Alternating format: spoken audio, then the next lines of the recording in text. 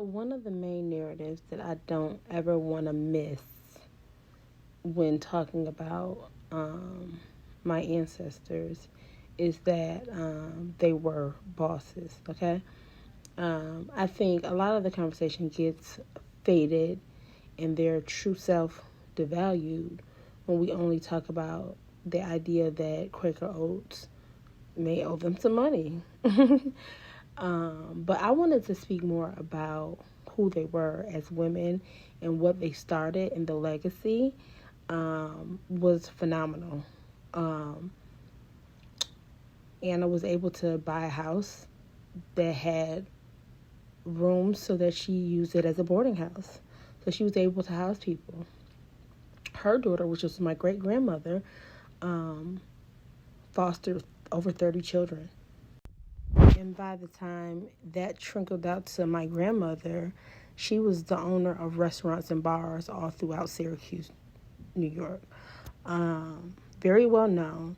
Mind you, I did not grow up from birth in Syracuse. I was born there, and my parents moved away in the early 80s. And my grandmother was just known for being an entrepreneur, a boss, a lady who just was about her business and didn't really take a lot of crap from a lot of people. And I've learned so much from these women. So when the conversation goes left and it's all about like, oh, this family is just going after money and this and that, that's not really what it is. It's about legacy. So as the story goes, you got to understand when this company started, it was a flour company, okay? And it got the name Jemima from the Bible, if I'm not mistaken, and wanted our Aunt Jemima Mammy character to help make these pancakes and sell these pancakes. So that's what they did. They found someone. She ended up being hit by a car, okay?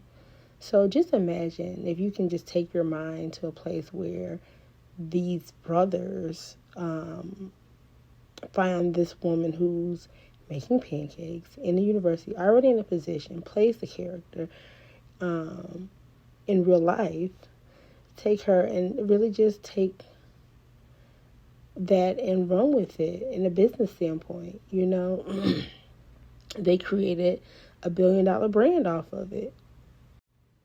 So mind you, we've never said that my grandmother wasn't paid, because in order to buy the house, to be a boarding house and all of that, she had to be getting funds. It was very interesting. It was also her daughter, my great grandmother, when she died in '92, on her birth certificate, it showed that she was an employee for Quaker Oats as well. And for Anna Harrington, she was not just a demonstrator. What we are calling an actress on most sites played a role as Aunt Jemima, but she's also listed as a cook, and I think that's very interesting when it goes back to the logistics and where we started, because we're talking about this started in the 30s. So if you have her listed as one of your cooks in the 30s, and this is 20, 30 years later, 40 years, 50 years later, 60 years later, and you guys have, so when you're thinking about it in that fold, it's like, okay, we have almost in the terms of like business partners. That's why we've always fought the fought. Now, mind you, the rightful heirs that we believe that are supposed to file litigation against Quaker Oats have never filed litigation against Quaker Oats.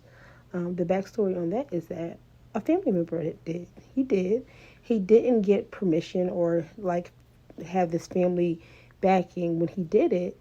And the reason why he wasn't successful in suing Quaker Oats is because he cannot prove himself to be one of the rightful heirs to be able to actually even sue. But we can. And that's the most interesting part about this story, and about when people say that we're just money hungry. No, we haven't done anything yet.